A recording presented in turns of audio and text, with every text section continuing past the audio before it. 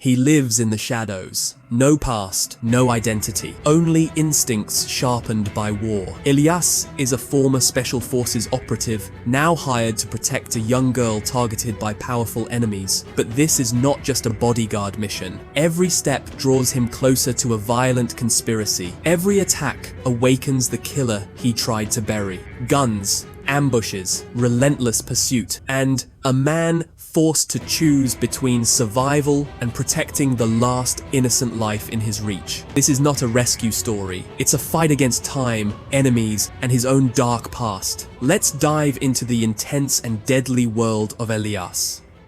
The story begins during a war in Afghanistan. Because of severe trauma from the battlefield, a special agent is forced to quit his job. But later, fate pushes him into a mission where he must come face to face with a nation's king. The story centers on a man named Elias. In the present day, he appears to be living a normal, quiet life. But in the past, Elias served in the Special Forces. During a dangerous operation in Afghanistan, he found himself trapped in an extreme combat situation. As a result, he developed PTSD, post-traumatic stress disorder. Because of his condition, Elias could no longer continue his duties and was forced to resign from his job. After leaving the service, he returned home. However, instead of improving, his condition gradually worsened. Elias began experiencing hallucinations. He started hearing strange voices, as if someone nearby was talking to him, but his neighbor had moved out a long time ago. So where were these voices coming from? These experiences disturbed Elias deeply. Desperate to understand the truth, he even punched holes in his wall, trying to see into the next apartment. This disturbing behavior angered his landlord, who advised Elias to see a psychologist. But those words hurt Elias. Feeling insulted and misunderstood, he left the apartment. Now, Elias had nowhere to live. With no other option, he went to his friend Ian for help. Seeing Elias's condition, Ian felt genuinely sorry for him. Wanting to help, Ian offered him a job. The job was working as a bodyguard. Elias would have to protect a very wealthy family. At first,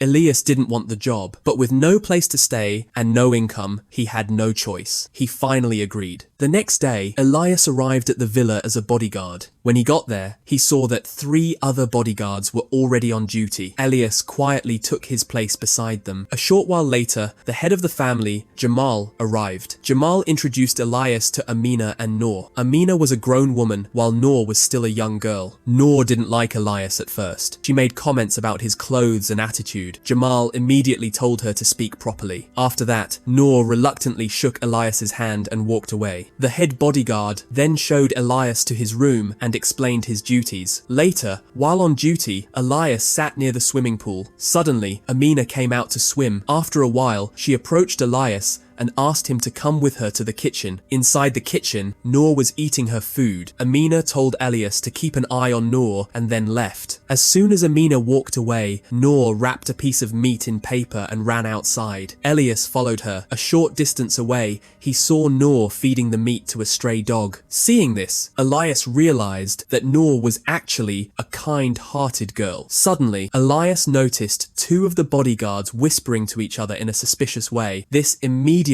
raised his stress level. He called Ian right away. Ian admitted that he didn't know much about those particular bodyguards. That made Elias even more uneasy. However, Ian tried to calm him down and reminded him that this was not a war zone. If Elias noticed anything truly suspicious, he should contact the police instead of trying to handle it himself. The next day, Elias stepped outside the house to receive some deliveries. Suddenly, Noor rides out on her bicycle at high speed. After going a short distance, Noor and Elias noticed 2 men dressed in black riding motorcycles straight toward them. Seeing this, Elias immediately crouches down and pretends he is about to pull out a gun. The moment the bikers notice this, they hesitate and then ride away without doing anything. However, Elias clearly notices something important. Both men have diamond-shaped tattoos on their hands. This incident eventually reaches Jamal. After hearing about it, Jamal orders all the bodyguards to make sure that Amina and and Noor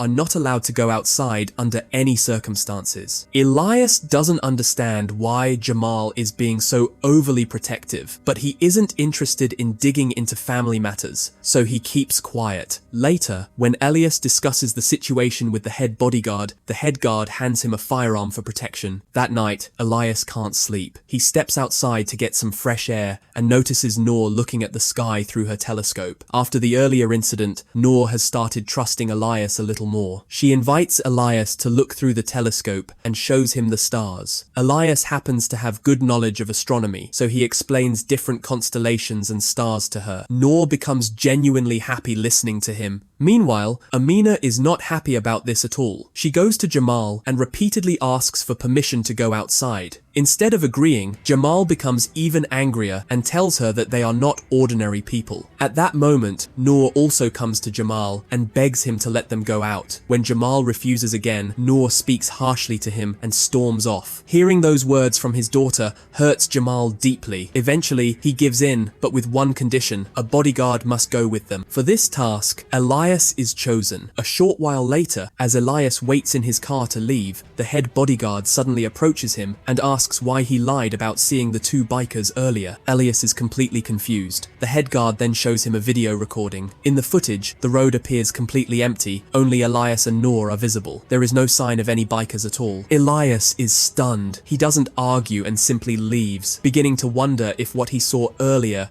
was just another hallucination. Once they leave the villa, Noor and Amina are visibly happy. Noor looks at the people outside with sadness, realizing that she may never get to live a normal life like them. After finishing their shopping, they begin heading back. Suddenly, Elias sees the same bikers again, the ones with the diamond tattoos. This time, Elias panics. He accelerates the car, but the bikers start chasing them. Using his exceptional driving skills, Elias manages to outmaneuver them and safely bring Amina and Noor back to the villa. Still, Elias can't understand what those men actually want, so he directly asks Noor the truth. That's when Noor reveals a shocking secret. She tells Elias that she is the daughter of a prince, and her father is a powerful political leader. For political gain, her father arranged Noor's marriage to a 50-year-old man when she was only 13 years old. That man already had 4 wives and 18 children. When Noor begged her father to stop the marriage, he refused to listen, and at that moment, Noor realized she had no other choice left. That is why Noor decides to hide in this place with the help of her mother, Amina, and her 2 brothers. Noor also reveals that her father is an extremely dangerous man. After hearing everything, Elias grabs his gun and goes to Jamal to demand answers. But before Jamal can say anything, he is suddenly shot in the head. Within seconds, heavy gunfire erupts throughout the room. Looking through a window, Elias sees multiple armed shooters storming into the villa, killing the bodyguards one by one. At that moment, Elias snaps back into his old combat instincts. He begins taking down the attackers one by one. After killing one of them, Elias takes the shooter's weapon and moves carefully through the villa, fighting alone. Meanwhile, Amina is hiding inside a wardrobe. One of the attackers enters the room to kill her, but just in time, Elias arrives and takes the man down. He quickly gets Amina into a car. As he puts on one of the shooter's headsets, he overhears a message saying they have captured the girl. That can only mean one thing: Noor is in their hands. Elias immediately rushes to save her. He finds a shooter holding Noor hostage. Without hesitation, Elias grabs a metal rod, jumps down from above, and drives it straight through the man's shoulder. He frees Noor, and the 3 of them escape together. They manage to drive out of the villa, but the attackers chase after them. Elias stays calm and comes up with a plan, deliberately crashing the attacker's vehicle. However, their own car is now too damaged to continue. They abandon it and escape using a bus instead. Along the way, Elias throws away all their phones to prevent satellite tracking. As night falls, Elias takes them to the house of an old friend. At first, his friend refuses to help, but after seeing Elias injured, he agrees to let them stay. He gives them shelter and does everything he can to help. Amina feels relieved and grateful. Later that evening, the news reports that a man named Elias has allegedly massacred everyone inside the villa and is now being hunted nationwide. Seeing this, Elias begins to suspect that Amina may have betrayed him. In panic, he points a gun at her and demands answers. Before things get worse, Elias's friend steps in and stops him. Elias storms outside, overwhelmed. His suspicion then turns toward Yen, the friend who originally offered him the bodyguard job. Believing Yen set him up, Elias lures him to a secluded place and kidnaps him. When Yen regains consciousness, he finds himself tied up. He admits that he also believes the news reports are true, but when Elias tells him that Noor and Amina are still alive, Yen believes him. To prove it, Elias takes Yen back to the villa.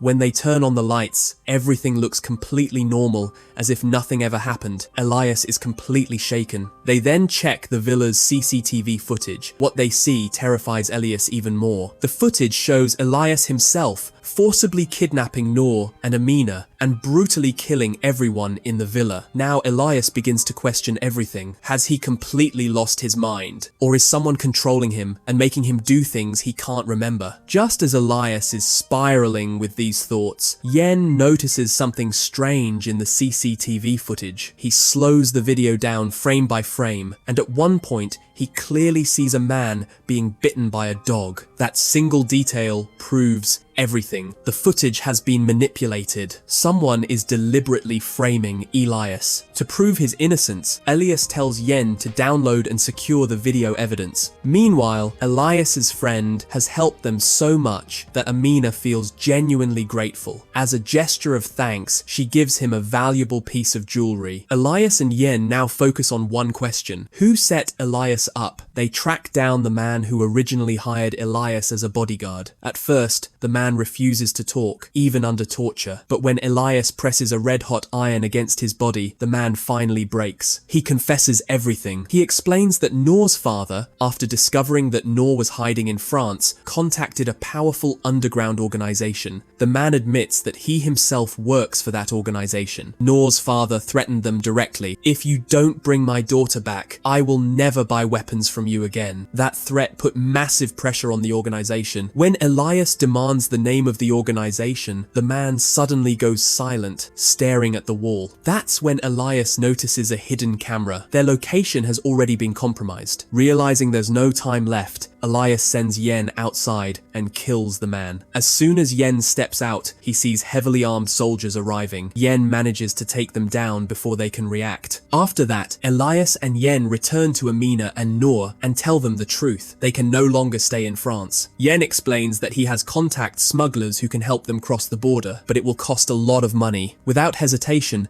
Amina opens a bag filled with large amounts of cash and cryptocurrency. Money is no longer an issue. Yen also reveals that he already prepared fake passports for them. They begin their journey immediately. Along the road, Elias senses that a car might be following them. After a while, that same car suddenly overtakes them and disappears ahead. Exhausted and tense, the group decides to stop at a roadside restaurant to rest. Inside, Elias notices a man gripping his hand tightly, clearly hiding something. After a short while, the man leaves the restaurant. Elias follows him. Outside, Elias realizes the truth. The man came from the same car that had been tailing them earlier. Without hesitation, Elias storms into the vehicle and brutally attacks everyone inside. After killing them all, he checks the man's hand. There it is, the same dog bite mark seen in the altered CCTV footage. Now everything makes sense. They continue traveling and eventually reach the border. To cross safely, they must hide inside a truck's secret compartment. However, Noor suffers from severe claustrophobia and begins to panic. Elias calmly reassures her, and eventually she agrees. They climb into the hidden compartment as the truck starts moving. Suddenly, the truck stops. At first, Elias assumes it's a routine inspection, but then the compartment door is ripped open and gunfire erupts. Everything happens in seconds. Amina is killed on the spot. Noor and Yen are dragged away by the attackers. Elias is left behind alive, but shattered. When Elias finally regains consciousness, he realizes he is still inside the truck's hidden compartment. As soon as he crawls out, the truck suddenly explodes. Meanwhile, Yen is being interrogated about Elias. He tells them clearly that Elias is not a normal man, he is the god of death. At first, no one takes Yen seriously. Then Yen explains what happened in Afghanistan. During a mission, Elias was once captured by the enemy. To save his teammate's life, Elias surrendered himself. 1 month later, Elias returned. But no one knows what happened to him during that entire month. Yen says whatever they did to Elias back then awakened something inside him again. After hearing this, the gang checks Elias's history and realizes everything Yen said is true. Once they understand who Elias really is, they kill Yen on the spot. Now they prepare for a full-scale war. On the other side, Elias tracks down Noor's location with help from an old friend. He decides to reach her using a parachute. His friend flies him over the building in a jet, and Elias jumps, landing directly on the rooftop. He immediately assembles his weapon, puts on night vision goggles, and disables all the CCTV cameras as he enters the building. Moving floor by floor, Elias eliminates guards until he finally reaches Noor's room. Just as they are about to escape, the entire building goes into lockdown, steel shutters slam shut everywhere. Elias instantly realizes this is going to be a major fight. He tells Noor to stay right behind him as they move toward the elevators, clearing guards along the way. Suddenly, Noor remembers another exit they can escape through her father's floor. Following Noor's directions, Elias pushes forward. They reach a room that looks like a private museum filled with priceless artifacts. At that moment, multiple shooters rush in after them. Elias throws a grenade, wiping them all out at once. They reach the elevator again and head to Noor's father's floor. Watching the surveillance screen inside the elevator, Elias spots 3 guards waiting outside. He shoots all 3 before the doors even open. Using a lighter, Elias activates the fire suppression system, seats Noor safely inside, and steps out alone. Within moments, he eliminates every remaining attacker. As he returns to Noor, one final guard ambushes them from behind. Elias is pinned down. Seeing this, Noor grabs a knife and stabs the attacker, saving Elias's life. They run. Soon, they reach Noor's father's room. Elias wants to kill him, but Noor stops him. She explains that if he does, powerful forces will hunt them forever. Instead, she leads Elias to a hidden route that takes them to the rooftop. There, Elias secures a parachute onto Noor. Together, they leap from the building and disappear into the distance. Later, Elias takes Noor to her aunt's home in Morocco. For a while, Elias lives a quiet, normal life. Noor releases the surveillance footage publicly, proving Elias was framed. All charges against him are dropped. Finally, Elias completes one last mission, eliminating the remaining 3 elite soldiers responsible for everything. And with that, the story comes to an end. Thanks for watching. I really appreciate you spending time here. If you found this helpful, please like the video and subscribe for more every week. Turn on notifications so you don't miss the next upload.